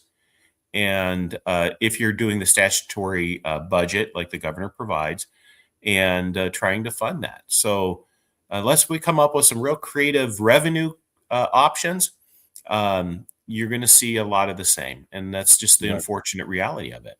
Well, I would argue that nobody is outwardly saying we need to overdraw the ERA or anything else, but the function. You realize that the function of combining the two funds would remove the constitutional bar from tapping into the corpus of the fund. And Potentially. although, Yeah, well, potentially. I mean, that's well, potentially. I mean, I would say before we get too ahead of that, I think that one of the things we need to consider is one of these priorities that came out from the party was to talk about the fund itself and this two fund structure versus a single fund structure, and that they didn't want to see that. And there was a lot of conversation that was around that. And ultimately, my goal would be to say, no matter what we do, we cannot dig into the corpus of the fund in the future, period. Full Right. stop. So if you work with the financial experts at the Permanent Fund Corporation, and we're working within our the Republican minority and the coalition majority, and we are talking about how do we long-term protect the corpus of the fund, and you can come up with a structure that does that, whether it's a single fund or not, that's a conversation we should be having. But we shouldn't get ahead of it and say that's a bad idea because of this, this, and this, when we haven't even had those conversations yet. So I'm with you. Whatever we do, protect the corpus of the fund, no matter what, long term, because it needs to be there for the next generations. Full stop, right? Right. And if there's a mechanism that's going to be put out that isn't going to do that, I can assure you that I will not support it, and I know that my colleagues in the minority won't support it. And I don't think that there'll be a lot of people in the legislature as a whole that won't support it. So I just say give it time to have a conversation. And my understanding is no matter what happens, the people will have a voice on this. So, right. Well, and I'm not saying that we shouldn't have the conversation, but I have seen a lot of the discussion so far, and it's a lot of pie in the sky of, oh, well, that would never happen. Just like, we would never do that. Oh, we would also never draw down the CBR to almost nothing. We would. Well, I agree. Vigilance is important. We got to be real vigilant. It's past performance is indicative of future results, right? We never thought when we had $15 billion in the CBR, we never thought we would draw that down to nearly nothing, but we did. Republicans and Democrats, they drew that down to nearly nothing. Now it's recovered a bit. It's got about $3 billion in it. And this idea that we can just take the money out of the CBR to balance the budget, that's a short term, that's a doom loop, because you can only do that once, maybe twice, and then you're out of money again, instead of facing the real problem, which is we are spending more than we take in. That's, we definitely have a big shortfall problem. And, one of the other things that we don't talk about a whole lot when I look at this budget, one of the biggest concerns I have is when we talk about investment back in the state through capital and reinvestment in our current facilities versus construction and development of new projects that are going to help us grow into a more mature state. We are making absolutely very little to no investment, and we haven't been making that investment. And I can assure you, you talk about the snowball, that snowball is getting bigger and bigger, and it is going to roll us over and put us in a very bad position as far as a healthy state with good infrastructure. And look around. Yeah, well, you mentioned earlier that there's $1 billion just in immediate school maintenance. Overall in the state, this state has an $8 billion deferred maintenance budget. So, I mean, that's the $1 billion is just immediate. It's $8 billion, and every year it grows because they've decided to take the money that should have been put back into infrastructure and spend it on something else. This is a prioritization and a spending problem. Am I wrong? Well, we definitely, when we say spending problem, I say priority problem. We got to figure out what our priorities really are. And I think that, we have a lot of opportunity, I guess I'll put it that way. I'm going to be positive. Let's try to be a little positive, is that we have an opportunity to try to shape our future. There's a lot of new folks in the legislature. When you look at, I don't remember what the number is, but I know in the House that the majority, over half of the folks in the House, we're all 4 years or less. And that, I think it speaks to, the voters recognizing that we want to start to see some new ideas and some changes about how we change the direction of the state and what we're going to be doing. So I wanted to, I see that we have real problems, but I also want to recognize that we have real opportunity as well. And so work with our colleagues. We're going to work really close together, communicate well, be transparent, and try to do the positive things of grow the state, move the state forward, get people back to work. That's, the thing I'm always focused on is how do we get people back to work? How do we focus on that? And that's a really important part of working together. So let's look at the positive things we still have, keep those things going, and then try to fix the things that are broken. Well, I mean, I'll be positive. Okay. I mean, here's New year. It's a new year. Okay. So let me be positive. I am positive that nothing will change unless we have a complete mind shift, a mindset shift in the legislature. That's, I mean, that's the thing. You're right. I mean, we need to try and be optimistic, be hopeful, but at the same time, again, past performance is indicative of future results. If all we do is continue to do this business as usual stuff, which has been the nature of the legislature, last year, the last 15 years, it's been the same kind of thing. What's it going to take to wake the people up and get that mind shift, the mindset shift that I was just talking about, to where we're looking at it and getting the priorities right? Yeah, I think we're there as far as we're at that point where when you look at the budget, where we're at, that we are going to have to make some really hard decisions and choices about how we move forward. And to make sure that we are focusing on those things like I talked about. We want to make sure that we have a healthy workforce. We want to make sure that we have healthy kids in our schools, but we also want to make sure that we're making good investment in the state so that we can grow as a state.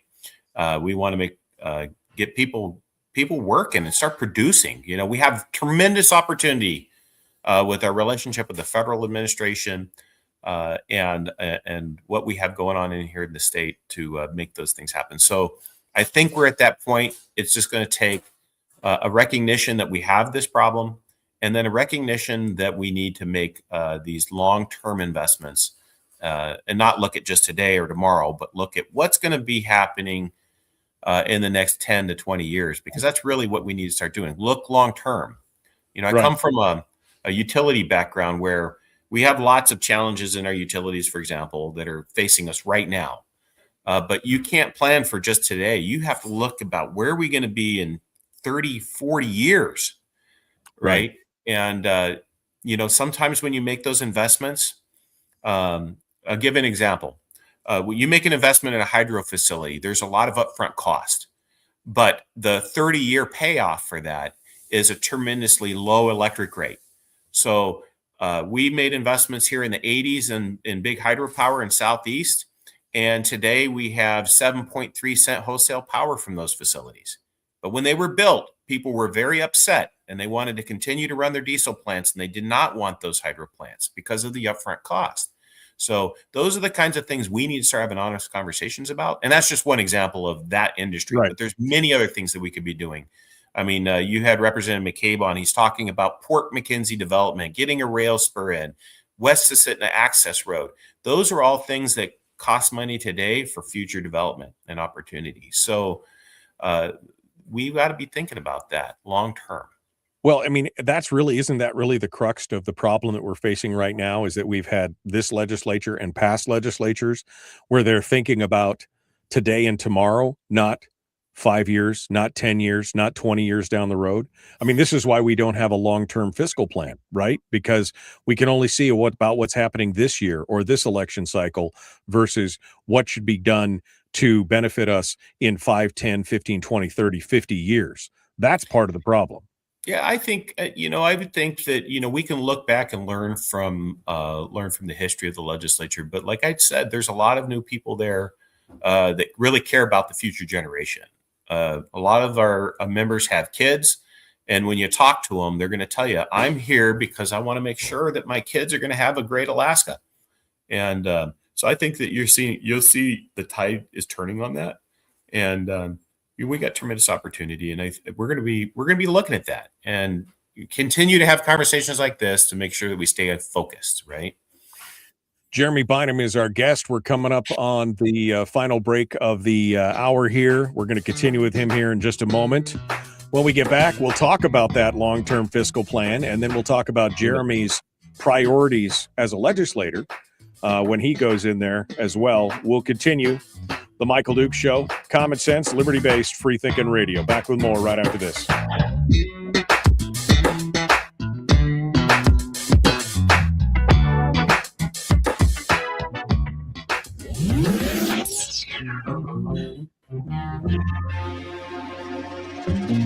Listened to by more staffers in Juneau than any other show because their bosses told them to. And after what they just heard, oh man, they're going to be pissed. You're a bad, bad man. The Michael Duke Show.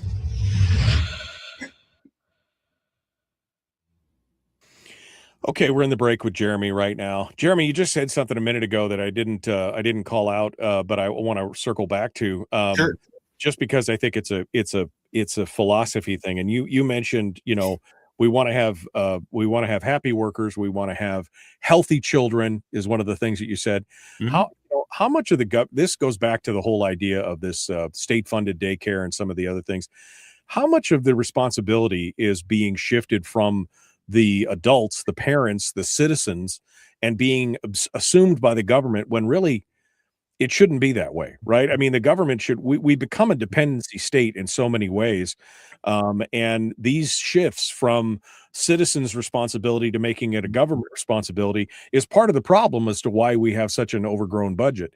What in your idea, I mean, shouldn't that be a responsibility of a parent to do those things? I mean, should we have to look at the school district to make sure the kids are nutritionally taken care of? And I mean, shouldn't this be more of a personal responsibility?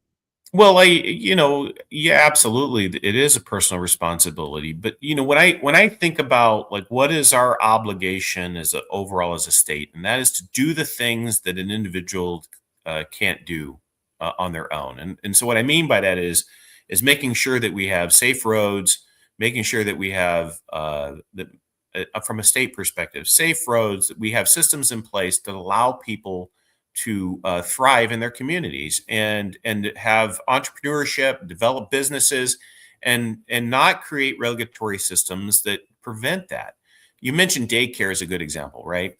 What happens? The government comes in, the government says, we're going to put restrictions on daycares. We're going to put all these rules in place. And then all your small little independent daycares can't do those things. And so they close down. We saw a big push of that through COVID, right? And then what happens? All of the parents that are depending on these daycares don't have anywhere to send their kids. And so what is their response? Well, we need the government to help. Well, I think the government was part of the problem to begin with. Right. So take a step back, get rid of some of that regulatory framework that is going to restrict people from being creative and doing those positive things, and give them opportunities. And so, I don't think by any means that the state should be, the state shouldn't be trying to take more control over our lives. We should be getting out of the way to let people be, industrious and create opportunity. So, but there's things that the state needs to do. I mean, look at what we actually fund for the state. I mean, I hear a lot of times it's about, the big government. And well, what are we actually providing? We provide corrections. We provide troopers. You have Department of Fish and Game, which manages our fish and game systems. We have our Department of Transportation to try to keep our roads open. We're a very large, diverse state with a lot of complicated things to keep our commerce going. And so we need to focus on those things and let our local communities be able to thrive in their own environment. So I'm more about local control. Obviously, we want to make sure that people have the opportunity to build those businesses, to build homes, to build healthy communities so that they can thrive. But we play a role in that. We do play a role. And I agree that government in this point, and your point to the daycare is part of the problem, is an exact. I mean, that's dead on. That's a bullseye. Because again, if they had not put all those restrictions in place, we wouldn't have lost all the little mom and pops or Miss Jean down the road who's retired and is just looking for a little extra income and wants to watch 2 or 3 of the neighbor kids.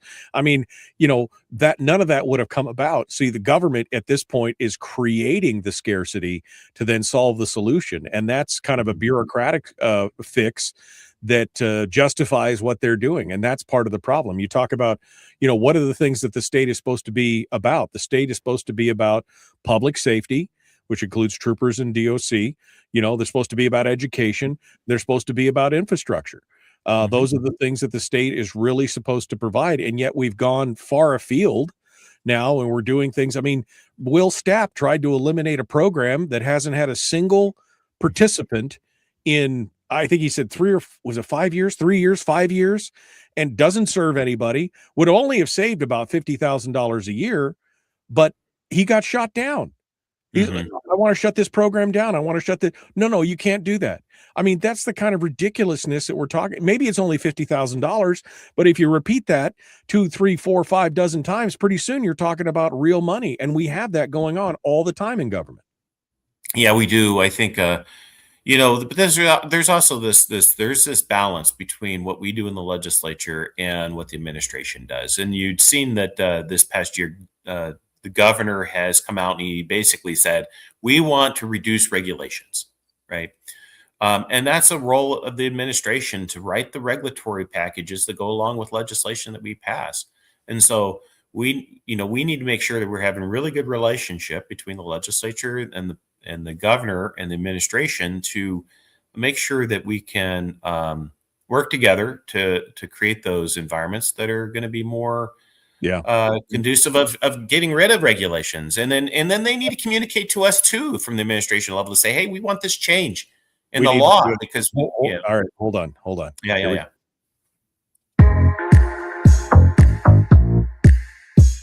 The Michael Duke Show, proudly splitting the left versus right dichotomy. Yeah, I had to look that word up too. I don't think it means what he thinks it means. Here he is, though. That guy, Michael Dukes, the one with the show. Okay. Continuing now, one final segment. Jeremy Bynum is our guest representative from House District 1, which is down in the Ketchikan area. Jeremy, we were just talking about, a long-term fiscal plan, which we're starting to see some discussion on. Ben Carpenter tried to bring this all to the fore over the last 2 years and basically got unelected for it because nobody wanted to face the music, so to speak, and be the adult in the room and say, we've got to start thinking more long-term, like we were just talking about. But this is not something that I think can be done one piece at a time. This has to be holistic. I do agree with the Fiscal Policy Working Group on that, is that it's going to take a lot of levers and it's all got to be done together, because if you just do one thing, you're just trickling it out. And there's no guarantee that any of the other parts will be taken care of, and it may just exacerbate the problem. What's your plan as far as, what's your idea of a good long-term fiscal plan? Should we be putting that together right now? The governor really hasn't provided one. So it's going to be up to the legislature. What's your take? Well, I think when we talk about what do we mean, when we talk about long-term fiscal plan, we really probably should be talking right up front about what do you mean by that, right? Do you mean we need to have more taxation or more revenue coming in from oil companies? There's the discussion about having a spending cap in place. How do we deal with the draw from the permanent fund, and how do we spend those funds? I mean, that's a big conversation. And to try to say that we're going to fix all of that in one big package, I don't think that is realistic. I'm not saying it's not possible. I'm just saying that I don't think that that's realistic. So I think that when we think about this long term, we have to see where do we want to be, and then we have to communicate clearly what we mean by that. So we hear this term fiscal plan all the time. Well, what do we mean by that?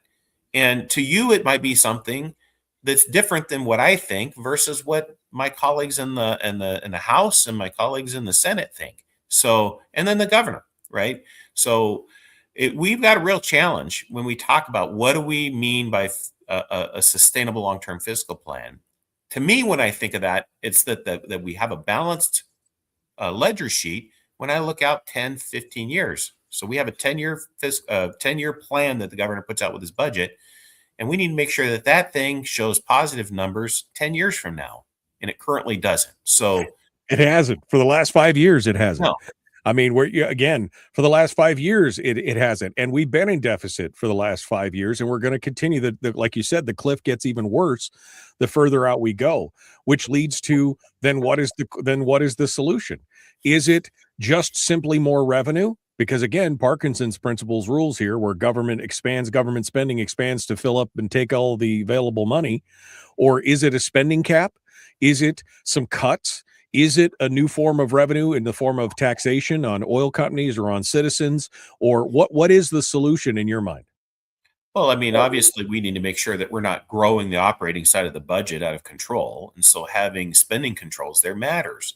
There's going to be a lot of debate about what that looks like. I know previous legislatures have looked at specific measures to make sure that happens. That's an important part of what we're going to do. So if we generate another $2 billion of revenue, for example, we just don't want to spend it all without some kind of restrictions or restriction on growth in the operating budget. But we had talked a little bit about earlier about the capital needs of the state. So if we say when we're going to put a restraint on spending, what do we mean by that overall? To me, that's a restraint on our operating budget and the operations of the state. But we need to we do need to make investment in our capital. We haven't been doing that at all, and that snowball is going to run us over. So then we also need to be talking about how do we come up with fair ways of creating additional revenues into the state. Part of that is by making sure people are getting back to work, creating opportunities with resource development, but that isn't going to do it all.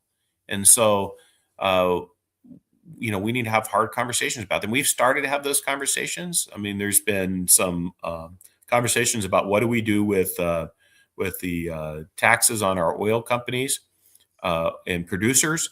What do we do with taxes? The highly digitized SB 113 was a conversation that was being had.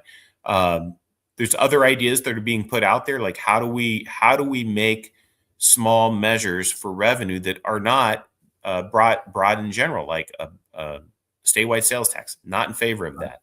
Right. Statewide income tax on individuals, not in favor of that. So when you take away those two things, it really restrains our ability on how do we come up with additional revenues. And so we've got to look at all options. And I would argue that that the cornerstone of anything should start with a restriction with a governor on the state spending. So, and of course, we know that the current spending limits are meaningless at this point. What we really need is a new constitutional spending limit. Is that something you would support as a cornerstone to any new fiscal plan to say, okay, great, we're going to look at all these things, new revenues, cuts, blah, blah, blah. But the first thing we need to do is constrain government spending on the operating side specifically. But would you support a constitutional spending limit in that regard? I would be open to the idea of talking about it. What I'd also like to see happen, though, is I'd like to see us restrain how much we can grow our operating budget, and then leave some room in there where, for example, if you go beyond this certain amount, you would require 2/3 vote of the legislature. That would mean that everybody has to get together. Everybody has to agree that this is a necessary need. So I think that there's things that we really should be looking at on how do we restrain growth in the operating side of the budget. But I would also, and I don't mean to be confrontational here, but we get this budget every year from the governor. And we've had a governor for 7 years. We get this, going into the 8th year, and we get a budget from the governor. The legislature does what the legislature does with it, and they give it back to him, and he either signs it or not, or he vetoes things, right? So the governor has tremendous power of veto. And so if we're upset with how we currently have a budget, we need to have that conversation of saying the administration is running the state from the budget that we give them, and they have the ability to cut back, to reduce spending. And so I'm not saying the governor does not get any gold stars for me on his performance over the last 7 years as far as creating budgets. He should have. I'm not trying to put shade on the governor. I'm just simply saying that there's a need for the operation of the state, and the governor is overseeing that. And if there's a bunch of waste happening out there, the governor has the ability at the end of the year to take that veto pen and get rid of it. Yeah. And we have to work together, obviously, but it's not just the legislature, because a lot of people like taking the club and beating the hell out of us. when this is not just us. We have to No, work it's a with the team. It's administration. a team sport. I mean, everybody's involved, and there's plenty of blame, I think, to go around at this point. But we're Yeah. down to the last 4 minutes here, so I want to say, Sure. what is going to be your priorities, Jeremy Bynum, as you take your seat here in the next 12 days? What's going to be your priorities, your first priorities, as you come back for this session? Well, of course, I have some priorities for District 1 that we're going to be looking at. There's some things that are going on in the local district that revolve around some federal legislation that's happening that will impact us. And I want to make sure the legislature has a strong voice to support that, specifically landless tribes. That's a big issue for us down here.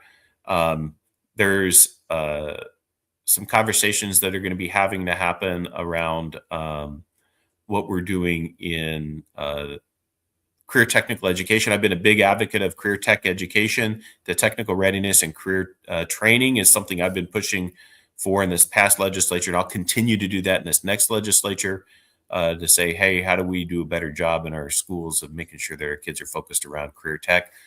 Big issue for me. I don't know exactly how far we'll get with that, but at least we can continue that conversation. I think there's opportunities to push forward things like Representative Vance has a bill for trying to create stability in healthcare for our teachers. I think that's something we can all get around and we can support. There's the resource development side of this thing. We're going to be wanting to take a big look at that. I know that Representative Colomb also has a mail theft bill that's going through. I think that it's been a big conversation. There's opportunity to get that passed along with the age of consent. That's over. All of that stuff, I believe, is going to be over in the Senate. And I'm hoping that they can get that through, and we can get that passed into law. Those are positive things for Alaska. Gas line is going to be a big conversation, so a lot of focus on that, and Right. then focus what's happening in the Finance Committee. So we're going to be asking lots of tough questions in the Finance Committee this year from the minority position about how we're spending money and that we're spending it wisely, and try to get some feedback from the administration on how the budgets are working and how they're spending the money. So that'll be one of my goals. Are you going to support Rep Vance's bill on the consolidation of the healthcare? Well, sure. Yeah.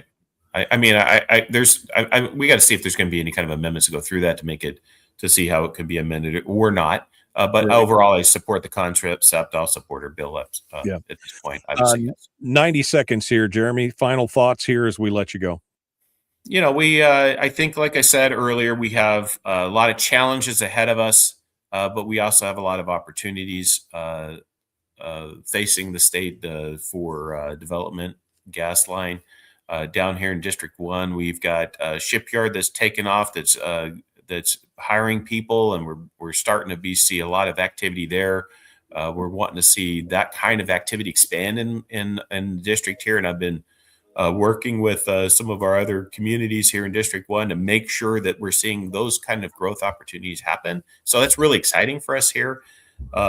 Look forward to getting back to Juneau to work on the hard problems and work with my colleagues to move Alaska in the right direction. Representative Jeremy Bynum has been our guest. We're out of time for today. Tomorrow, my friends, is Firearms Friday. Chris Chang should be joining us tomorrow, as well as some other guests. Thank you for coming out and joining us. Don't forget to check us out on Facebook, facebook.com/The Michael Duke Show. Jeremy, thank you so much for coming on board today. We appreciate it. Hey, no problem. Hey, I appreciate being here and look forward to continuing the conversation as we move over the next year here. Yeah, hold the line for just a second. Folks, we're out of time. We'll see you tomorrow. All right, Jeremy, I wanted to give you one final bite at the apple just in case there was anything we didn't cover or something that you wanted to expand on or whatever else. We got about 2 minutes here. I wanted to give you the final say, so to speak, today. Overall, we got, challenges. And I think that one of the things that's a must is that we work together in the legislature. Specifically, we work together to in a positive way. Good communication, positive communication, and when we disagree, we do it civilly and then hopefully we can find that middle ground where we can do positive things. So I'm committed to doing that. That's why I am in Juneau, is because I want to see us work together and work through our disagreements in a positive way. So we got a lot of challenges on that area. We've got a lot of challenges. We have to bring the size and scope of government into line with what we're generating as far as revenue and do all that. That's going to be a heavy lift, especially since we've had historically legislatures that just don't want to admit that that's the problem. And that's kind of where we're at. So somebody's got to be the adult in the room. Doesn't have to be mean, doesn't have to be ugly, can be civil, but somebody's got to be the adult and put their foot down and say, we can't keep doing this. And I'm hoping that you'll be one of those guys that does that as we go through here. We're going to try to come up with a clear vision for, like we said, that and where we need to be. So, yeah. All right. Well, Jeremy Bynum, thank you so much for coming on board today. We appreciate you. And thank you for coming on. We'll try and touch base with you once you guys are down and settled in Juneau. We'll see what the first week of the session brings. Okay. Yeah. Anytime, be on the show. Be happy to do it. And it was a good experience. I think there's a lot of other things. An hour's not long enough. So, appreciate you. Fastest 2 hours in radio. That's for sure. Yes, All right, it is. Jeremy Bynum, thank you so much, my friend, our guest here on the Michael Duke Show. All right, folks, we're out of time. Tomorrow is another day. I just hope we have some folks down there in Juneau that can make it just understand that we can't keep doing what we've been doing and expect different results. That's the definition of insanity. And over the last 20 years, that's exactly what we've done. We've spent down every pot of money and just keep acting like the party will never end. And that's just not realistic, unfortunately. All right. I hope. Yeah. Fat Ray says, I hope, but I have no faith. I hope, but I'm not really optimistic, I guess is what I'm saying. I hope. There's a balancing act there for sure. All right, my friends, thank you for being part of it today. We will see you guys tomorrow. Have a good day.